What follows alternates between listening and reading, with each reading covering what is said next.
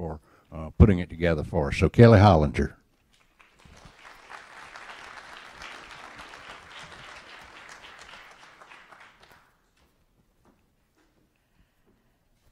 Thank you very much. Everyone, you are honestly in for a real treat today. This is the signature spring program hosted by the Center for Retailing Studies to connect students with a leading retail CEO. And today that person is Karen Katz, the president and CEO of the Neiman Marcus Group. She's had a long career with the company, and we'll tell you a little bit about that. But today she will also share lessons in where a great Texas luxury retailer and brand is going as it celebrates more than 100 years of history. We'll learn about omnichannel. We'll talk about luxury, and hopefully you'll also hear a few lessons in leadership from one of the greatest CEOs today. This lecture series is named the MB Zale Visionary Merchant Lecture Series. It was endowed to celebrate another visionary merchant. I would like to invite to the stage Donald Zale to present our award to Karen Katz, and then we will proceed to a fireside chat hosted with one of our faculty members, Dr. Venki Shankar, with Karen Katz. You want to say anything?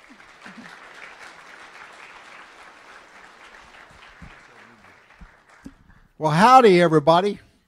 Howdy. Right. It's really a privilege for us to be here today and to have such a marvelous speaker for you to celebrate the MB Zale Lecture Series. And I know that if MB Zale was here, he'd say, wow, how did you ever get such a great speaker and such a marvelous merchant as Karen Katz to come? So, Karen, we are delighted that you would come and grace this audience with your presence, and we sincerely appreciate the opportunity to present you with this MB Zale Award. Karen Katz, everyone. Okay, thank you.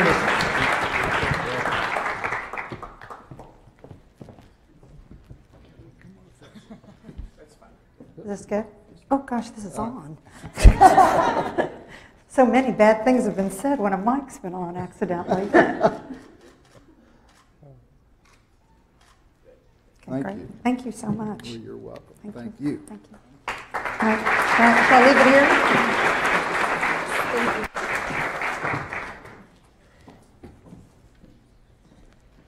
Do you have a preference? No. Okay.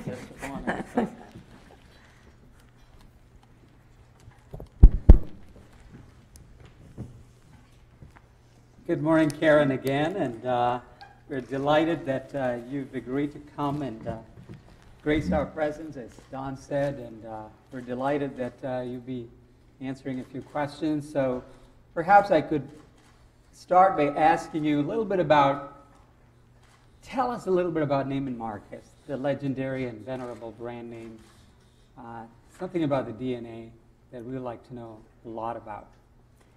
So I first want to start out by saying howdy. Howdy.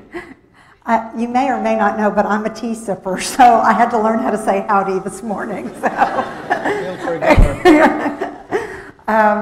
so Neiman Marcus, we are very fortunate to work for a brand that has been around for over 100 years. The company was started in Dallas in 1907.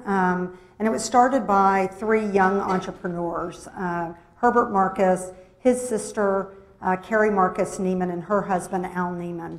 And Stanley Marcus, who is Herbert Marcus's son, and who is a past honoree, I believe, of some awards here, told a story about the founding of Neiman Marcus, which I'll share with you because I think it's kind of a funny story. These three young entrepreneurs were given $25,000 to either start a retail establishment in the city of Dallas or to buy a little-known soda drink franchise in Kansas and Missouri called Coca-Cola.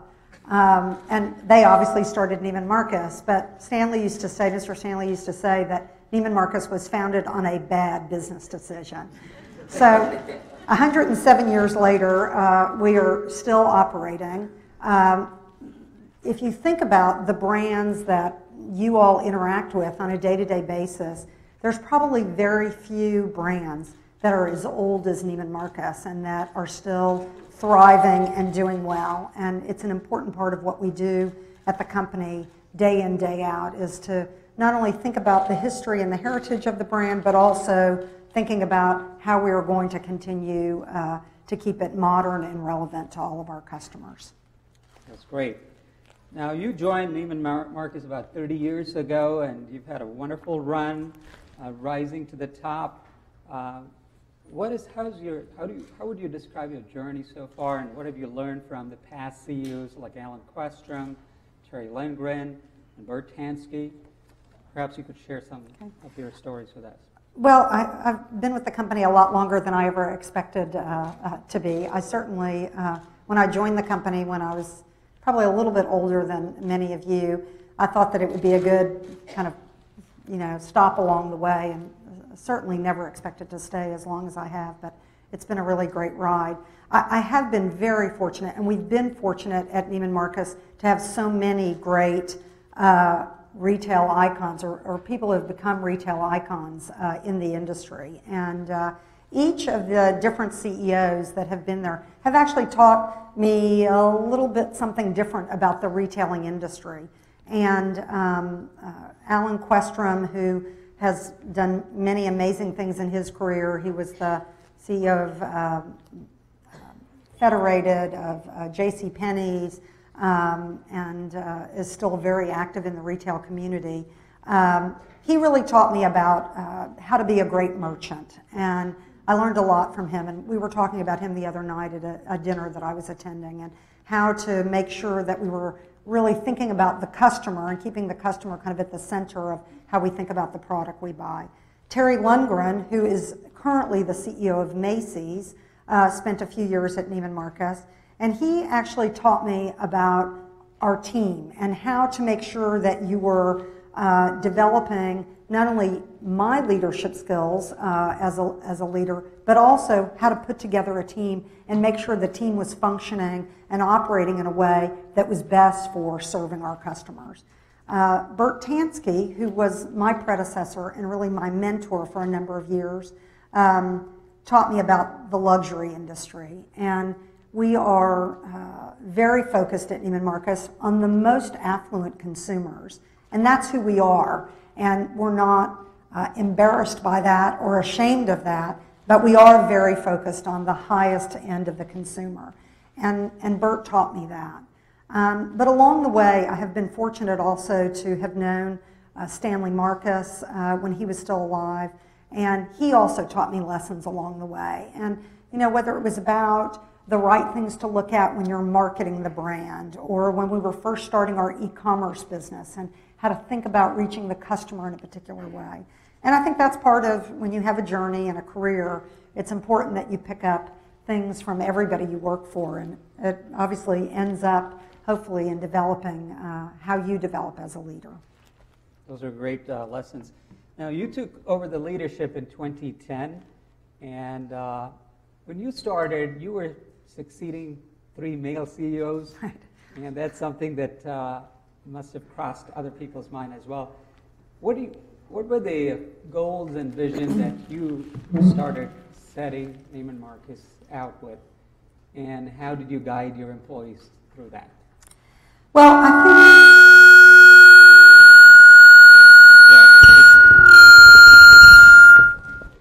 think that's giving you some feedback. oh my gosh. What's the number? Oh gosh, sorry. Is it okay? We can. Is that okay? Can you hear me? I can talk loud. Is that okay? Okay. Why don't you try this one? Okay. You want to try this one? I can try to fix that. You can try to fix it While while we're you're sitting talking. here. I love that. Thank you. That's customer service. Thank you. Okay. Because you're a luxury customer. Yeah, right. So let's see. I think my focus when I became CEO was to think about what the future of Neiman Marcus was going to look like. And I think coming out of the recession, which we had a very difficult time during the recession, I had to focus on not only growing the business, but really starting to think about the future and what was Neiman Marcus going to be like, 5 and 10 years from, 2010. And a big part of the way I was thinking about that transformation was about technology, because technology is a big part of the way we think about retailing and the way we reach customers today. And I think we were somewhat, as a company, ill-prepared to take on this transformation that we were going to have to go through. We had dramatically underinvested in technology as a company. We knew that our customers were beginning to think about her shopping journey very differently, and the difference in the way women were shopping was becoming apparent because she is currently thinking about how she's using her mobile phone, her tablets, her store, her PC, and using that all together. And I think that we weren't connecting everything together the way the customer was really demanding. So that was kind of the first order of business, was to really think about how the customer was changing how she thinks about shopping and how technology was playing such an important part in that. So that was kind of job number one. I think that, secondarily to that was, did we have the right team in place to really drive that amount of change that was going to have to take place? And many of us have been with the company for many decades. It's hard to kind of believe that so many of us have been together for so long. But at kind of the appropriate time, a number of our colleagues were starting to retire. And so it gave us an opportunity to think very differently about their replacements. And so, I give one example. Our e-commerce business, which is it is the largest luxury e-commerce business in the world. We do a little over $1 billion online. For all the years that we've been running e-commerce, it was run by merchants like myself. And I realized that although the merchants are such an important part of what we do at Neiman Marcus, we really needed somebody who had a technology background. So we went and hired somebody from the Silicon Valley who actually moved from Palo Alto to Dallas when it was the summer of 105 for 40 days. I thought he was crazy, but of course we were happy he joined us. But we needed somebody with that kind of Silicon Valley background to help us think very differently about e-commerce. So I think those were the first two big things that we undertook when I became CEO 3.5 years ago. It's terrific. Now, you mentioned that you brought this technology specialist to this job to get a better appreciation of the challenge. How do you move 15,000 employees forward in this embracing the digital aspect, embracing the digital channel with the existing bricks and mortars channel that you already have? How do you make this happen? I mean, moving 15,000 people in the same direction is not easy on a good day, much less when you're going through this much change. And I think that, frankly, that's what leadership is all about, is putting together a set of ideas that you can inspire people and then get them to follow you as you're kind of walking into the next generation of how we're going to do business. But I do think it's, a lot of it had to do with communication and how we were going to communicate the kinds of changes that were going to take place.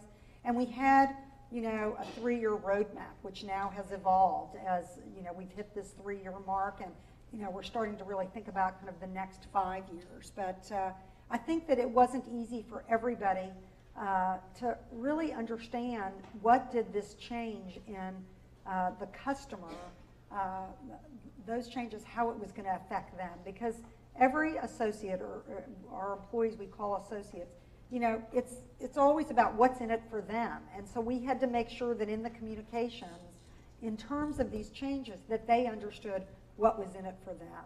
So the first major change that we went through 3 years ago was we gave every one of our 5,000 sales associates around the country their very own iPhone.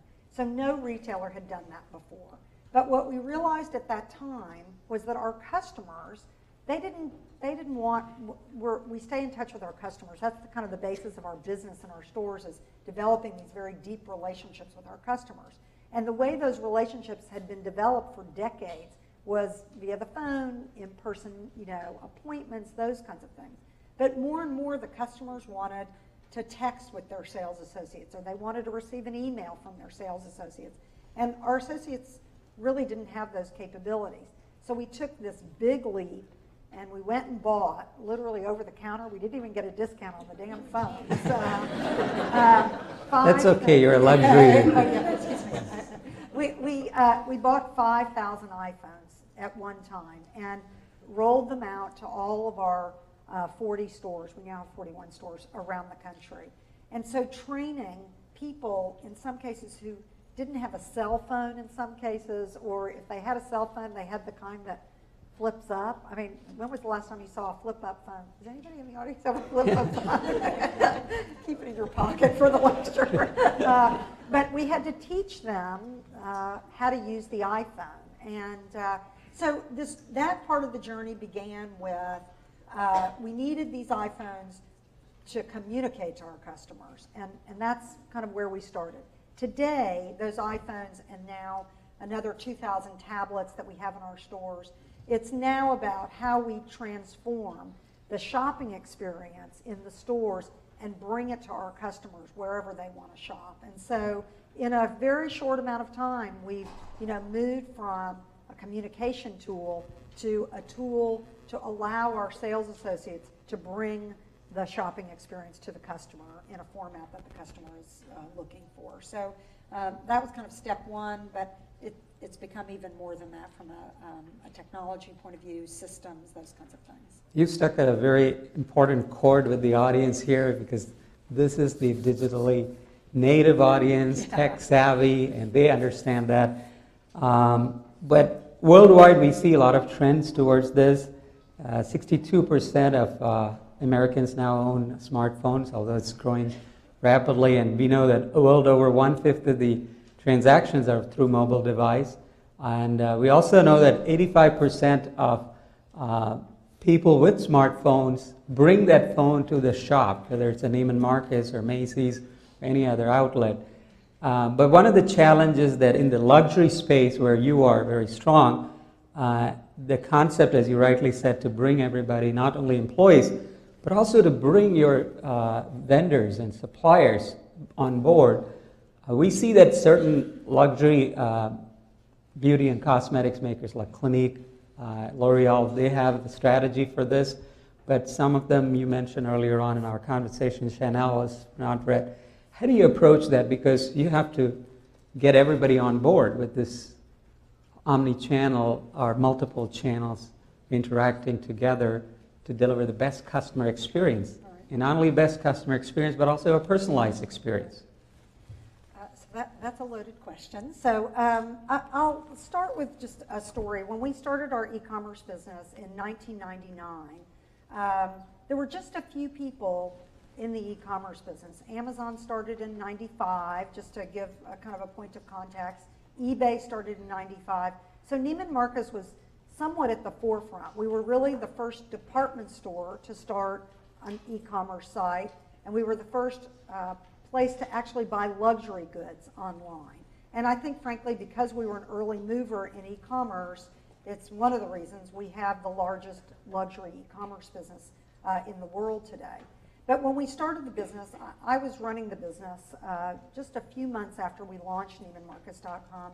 The single biggest challenge we had was convincing our European luxury brands, which are an important part of what we do at Neiman Marcus, whether it's Chanel, Prada, Gucci, Armani, any of the great luxury brands, convincing them to come onto our site and allow us to sell their product via e-commerce. Just so you know, the luxury brands, the worldwide luxury brands, are very, very picky and specific about where they want their brands to be sold. So each and every time we open a new Neiman Marcus store, you might think we just say we're opening a new Neiman Marcus store, we want you to, we're going to write orders for you to sell our stores. we actually have to get approval from them on every new location. And many of them at the time in 95 and 2000 just didn't understand what the power of e-commerce was going to be. They were very protective of their brands. Their brands are everything to them. And so that was kind of the first big battle, was trying to get them to understand and appreciate that this was going to be a real business, but at the same time we could protect their brand online. And so that was kind of challenge number one. And I think still today there are a few luxury brands that still, they just don't get e-commerce. Chanel, which is one of our largest vendors at Neiman Marcus, you can't buy Chanel online, at least kind of first run Chanel. You may be able to buy, vintage Chanel on eBay or on any of the, the bag sites that sell vintage, but you cannot buy kind of an original Chanel bag or an original Chanel shoe on any site around the world. So, but most of the brands now have migrated to e-commerce, and most of them embrace that the way the customer is shopping, it's this integration between online, store, and social media. And those three things are what are critical to what I call the shopping journey, the customer journey of the way the affluent customer shops these days. And we've had to change kind of our whole way of thinking because of these changes in the customer shopping patterns. I'm glad you are bringing it back to the customer, because the customer shopping journey or shopping cycle, the shopping path is what is driving that. On the same note, since we're talking about multiple channels, multiple touch points, the issue of outlet stores, which is another channel for the customers to shop from. We've been noticing that luxury retailers are expanding outlet stores at a faster pace than before. Where is Neiman Marcus in this regard? Well, we do have an outlet brand called Last Call, and we have 38 Last Call stores around the country. It is a place that we do think we can add more stores. It is, although it's still an affluent customer that we focus on in Last Call, there is very little overlap between the customer who shops in Last Call and the customer who shops in Neiman Marcus. It's a little bit less than a 10% overlap in the customer base. We also have lastcall.com. Again, we were the first in kind of the outlet world to build an e-commerce site. As you might expect, it's been very successful. And the customer who shops in outlet stores, we believe, is more price sensitive than the customer who shops in an Neiman Marcus store, but still wants fashion. They want fashion at a price. And so our Last Call stores have been very successful. We'll continue to open Last Call stores around the country. But it certainly will never be the primary business of Neiman Marcus. I mean, our primary business is very much focused on full price, luxury, wonderful customer experience, whether it's online or in our stores. And obviously the same goes for Bergdorf Goodman, which is our one store in New York City, and really is kind of the jewel in our crown when it comes to selling luxury product. I'm glad you explained the rationale behind these different channels and where it's targeted. Now there's been a lot of development in the luxury industry, especially after the tough economic times. And Neiman Marcus, you yourself made some changes in terms of how you will embrace those economically disaffected customers, in terms of you made the credit cards more generous. You were accepting only American Express. Now you accept MasterCard and Visa. How do you see a value consciousness of some of your, even the top luxury customers, or where do you see the trend moving? Yeah, I think it's a really good question. Just a little bit of context around the recession. Everybody got hit very hard during the recession of 08 and 09. The most affluent consumers, in most cases, didn't lose a huge amount of wealth.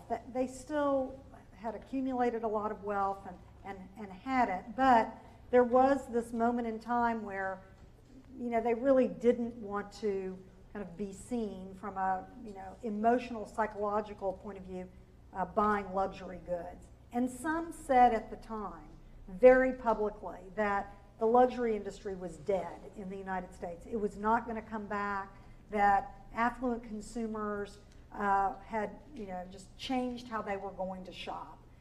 Fortunately for Neiman Marcus, that was not the case. We've come back very strongly since the recession. But I do think one thing has changed in terms of the customer psyche since the recession, and it goes to your question. I think that whether the customer is buying a lipstick for $25 at Neiman Marcus or buying a $3,000 Chanel bag at Neiman Marcus, there is one thing that her purchase has to have, and that's a value to it.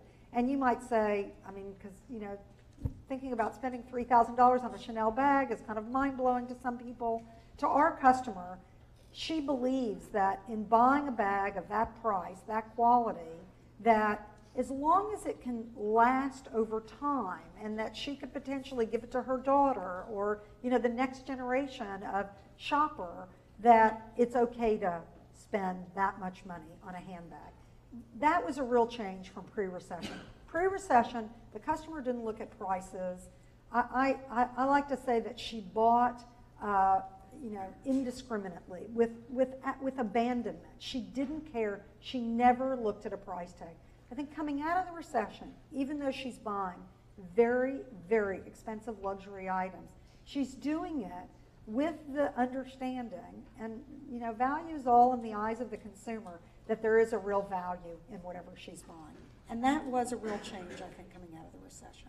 And I think your point resonates with another story I've heard from Marriott, whom I've worked with, which is they have Ritz-Carlton right at the top of the luxury, and then they have about 15 brands now, including the Marriott, JW Marriott, and so on.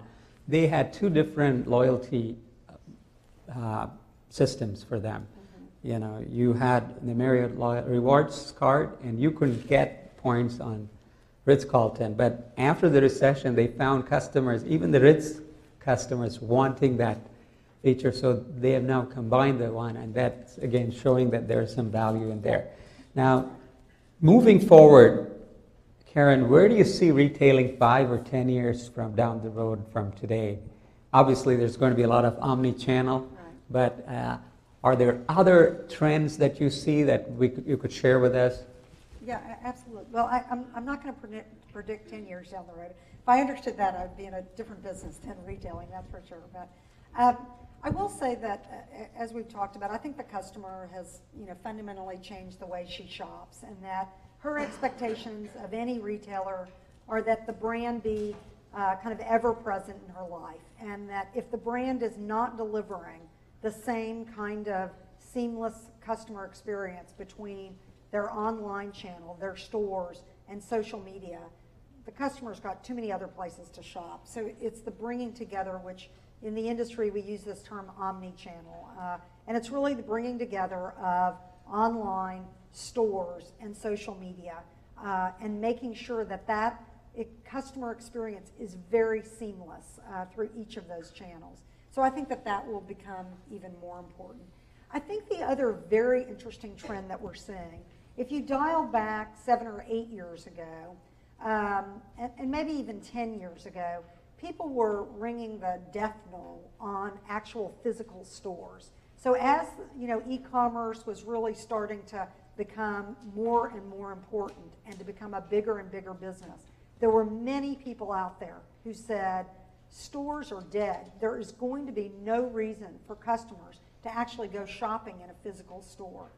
And what is fascinating to me is that pendulum has gone from over here, the death knell of actual physical stores, to quite the other way. And many of your favorite e-commerce sites, they are just trying to figure out how to open physical stores. Because the advantage that an omni-channel retailer has is that we have these stores around the country that not only sell product, they're the best marketing tools you could ever hope for. So if you're in San Francisco, and you may shop on, I don't know, maybe you've heard of the site called Warby Parker that sells prescription glasses. There's no Warby Parker in San Francisco. But by the way, Warby Parker, who was founded by a bunch of students sitting in a classroom one day at the University of Pennsylvania, they've started opening up retail stores. because they have recognized that the best retailers and the ones who are going to be the longest lasting are going to have to bring together this customer experience both online and offline. So at the end of the day, we're in this fantastic position because we've got these big Neiman Marcus billboards around the country called our Neiman Marcus stores. We've got this big, powerful, billion-dollar-plus e-commerce business.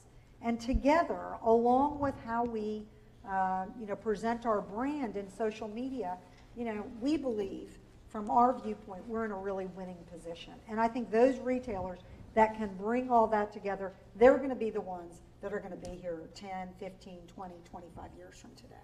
I'm glad you emphasized the need for having not just the online channel, but also the offline channel.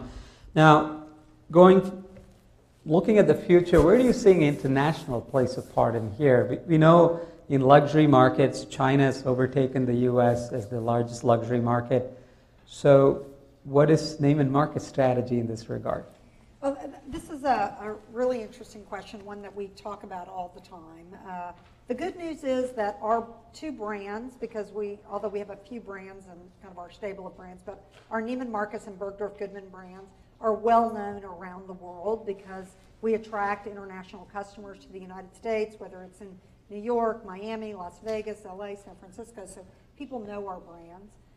We are now shipping from NeimanMarcus.com to 100 countries around the world, and in a very short period of time, we just started shipping internationally about 15 months ago. We're doing actually significant business around the world, and so we definitely believe we can have a big, robust international e-commerce business.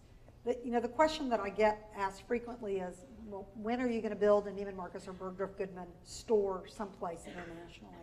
And I say this somewhat kiddingly, but somewhat seriously, that if I could have anything that I wanted in the next 5 or 6 years, I'd love to say that we had a Bergdorf Goodman or a Neiman Marcus internationally, whether it's in London or Shanghai or Hong Kong or Sao Paulo. That would really be a great dream. It's much easier dreamt about than actually executed.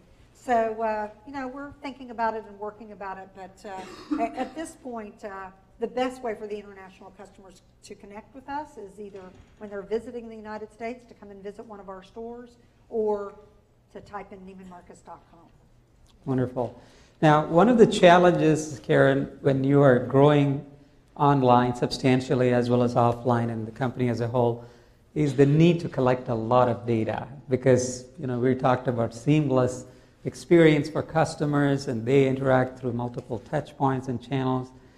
How does Neiman Marcus plan to leverage all the data, mine the data, and make it useful for decision making so that you are staying right in front of not only your customer experience but also ahead of your competitors? Right. We were talking about this earlier when we were having a conversation. In the papers today and in the media, there's so much talk about big data, and it's kind of elusive what big data means. And I can tell you in our conference rooms and in our discussions on a daily basis, this topic is very important to us. And we think about it in one key way, is that can we take this huge amount of data that we have on our customers internally, and then the huge amount of data that we can get about our customer from, externally, can we mesh all of that together for one key purpose?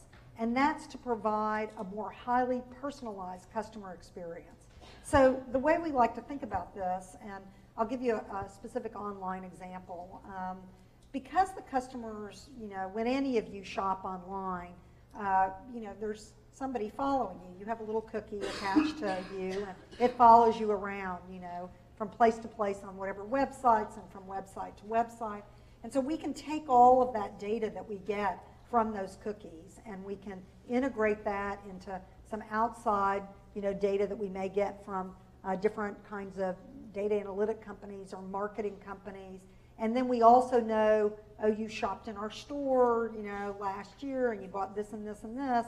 And you bring all that data together, And what we are trying to do with that kind of information is make your experience with us much more personalized. And so we recently, I don't know, it's I guess 9 months ago, we launched something called personalized sort and rank. So when you come to our website now, and you've been to our website before, the merchandise that we present to you is specific to the kinds of things you've looked at on our site before. So if you've come to our site and you've been looking at handbags or designer ready-to-wear, certain brands, the first thing you're going to see when you visit the site are things that are very specific to the things you've shopped for before. And so that's kind of early stages of personalization. I mean, it's akin to what Amazon or Netflix do when they kind of personalize when you land on the landing page with them if you either are a Netflix member or you bought from Amazon. The next level of all of that use of customer data is to really link it with our sales associates. So today, if you're shopping online and you have put things into your shopping cart that you want to share with your sales associate, you really have to kind of type out a text or type out an email to let your sales associate know what's in your shopping cart. What's going to happen in just a few months is that the sales associates are going to be able to have visibility into either your wish list or your shopping cart. And so that sales associate, because she knows you, can either set up a virtual closet for you, with pic collages of a wardrobe she might want to sell you, or she can set up a fitting room in an actual store with all the things that you've put into your wish list or your shopping cart so you can see them physically. And so all of those things are generated by information. And this is just the beginning stages of what all this information can do for us. But for us, it gets down to this one key thing. It's about how we can make the customer experience a more personal one, and how we can make sure that when you land in a Neiman Marcus store, or you land on the landing page of NeimanMarcus.com, you say to yourself, because of what you're looking at, or because of the greeting, they get me. Neiman Marcus gets me and knows me. And that's the first way to kind of link that brand loyalty, which is extremely important to us. I'm glad you mentioned the overall purpose of big data analysis is to personalize the experience. When we hear about this, how other luxury brands are using big data, one of the examples that comes to my mind is L'Oreal. They do some tests and experiment. They found that when typically people come to their site, goes through the shopping cart, and somehow for some reason they abandon it, they cannot follow up. So in the luxury context, what they found was just before they go to the shopping cart to type out their email address, even though that's cumbersome, another step, they found that it was easier for the sales associate to follow up and deliver a more personal experience.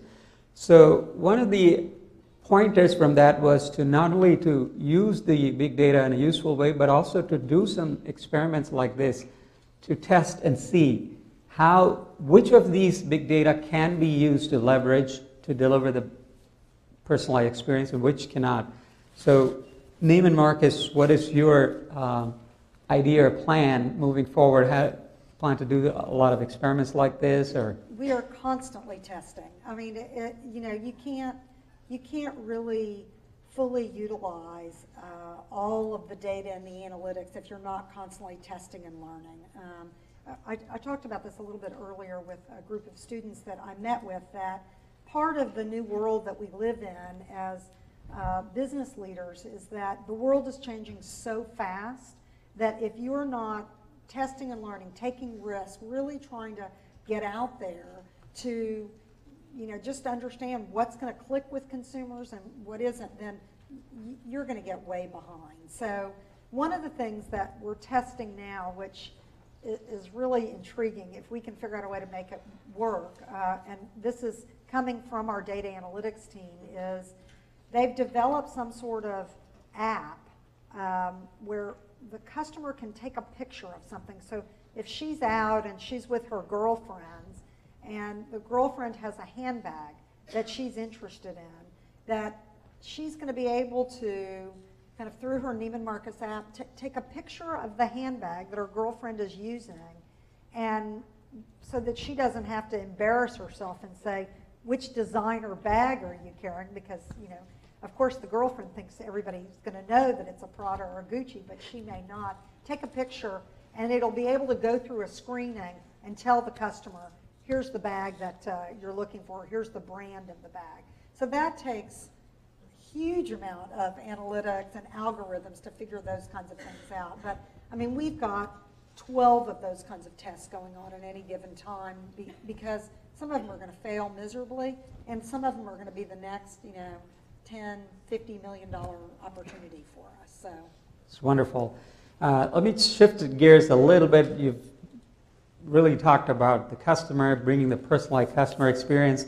Now back to your leadership, which is really, you've done a tremendous job of not only managing the customers and employees, but also in a very important stakeholder, that's the shareholder, which is, Neiman Marcus has had different owners, especially a change in the last few years. We've had, you were owned by private equity group, TPG and Warburg Pincus, and then now you have new owners, including the Canadian Pension Fund. Talk to us a little bit about how easy, difficult, what are the opportunities and challenges of working with being a public limited company versus a private company and working with the private equity owners. Okay. So we've had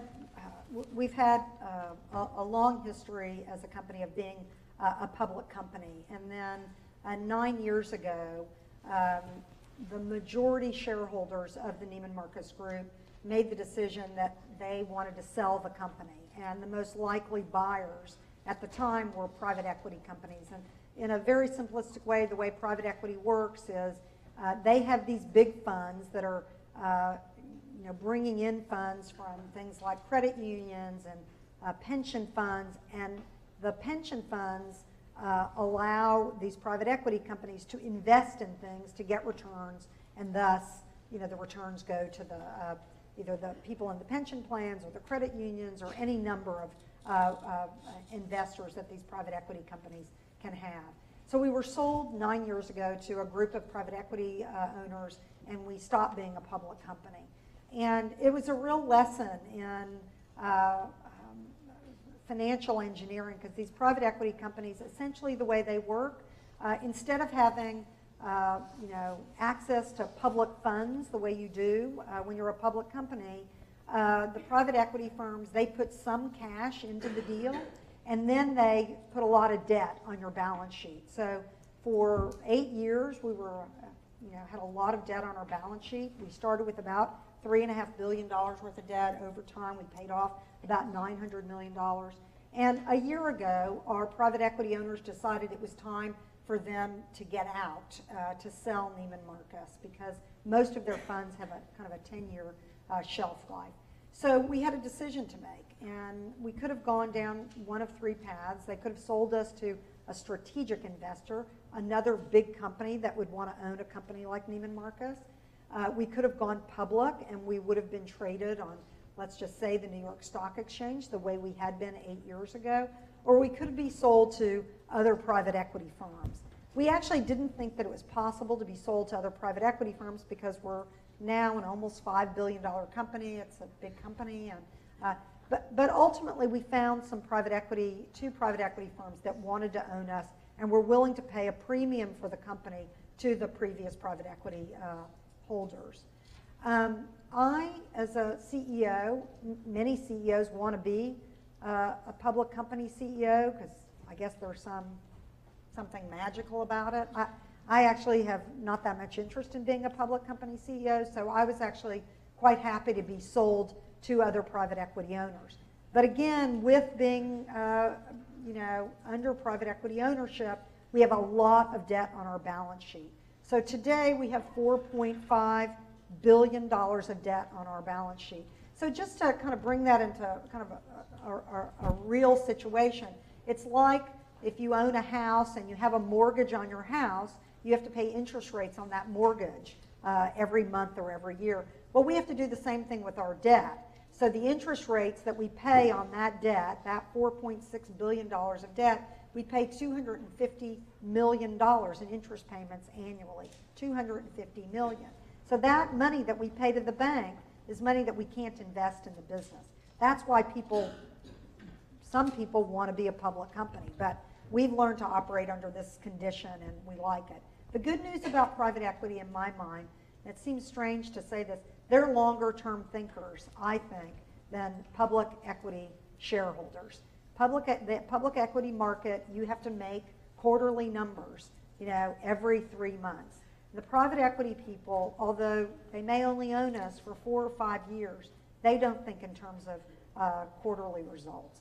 Of course, we have to do well, and we are doing well, and we will continue to do well. But it's a very different way to operate the business. And for me, I found working for these private equity people very stimulating. They're very smart, although they're not merchants. And when they want to come to fashion shows and start picking product, I tell them they need to go back to their little offices. But they are very smart people, and I think it's been very good for the business being owned by these private equity groups. Thank you for clarifying the pros and cons, public versus private ownership. One last important question, which is, we've got a lot of aspiring students here who want to make a big career in marketing, retailing, and the business world. What would your words of wisdom be for them? Because they also come in the post-internet era, Right. and they will be looking toward a different future. So what would be the words of wisdom? Yeah. So the first thing is don't put all those nasty pictures on your Facebook post or all of that, because we are all looking at that stuff before we hire people. So hopefully your parents have told you the same thing. I'm not very good with words of wisdom, but I do think that I was telling the group earlier, in many ways your generation is getting a bit of a bad rap out there, because as millennials, the press are saying not such good things about you guys. They say you don't want to work hard, you really want to have a balance in your life. Silly you that you want to have a balance in your life. So all I can say is I think that as you're going out into the real world, you find something that you're very passionate about. And don't accept second best. I think there's so many things you can do in terms of a career, and if the first thing you try isn't right, then, go try something else. I think you have great flexibility over the next 10 years of your life, and you should take full advantage of that before, you potentially get married and have families and those kinds of things. I think it is a little bit harder when you start settling down. I do think companies and employers today want people who have a positive can-do attitude and people who want to work hard. And working hard, can be long hours, but working hard in my mind, really means working smart and trying to really make sure that the hours that you are at work are very productive hours. So I think that you set your own career, and you can, after you get into the workplace, you can, have lots of people that you can blame things on. But at the end of the day, it's all about you, and you've got to take control over your life and your career early on. So find something you're going to be passionate about, because I think that's most important. You want to be able to get your head off the pillow every morning and go do something that you really love to do. So. Well, those are great words: passion, purpose, and control. And Karen, we want to thank you very much for spending not only your valuable time, but also giving us insights on behalf of all the students, faculty, staff of Center for Retailing Studies, Marketing Department, Mays Business School, and Texas A&M. We really, really appreciate everything that you've done so far, and we are really honored, and thank you very much.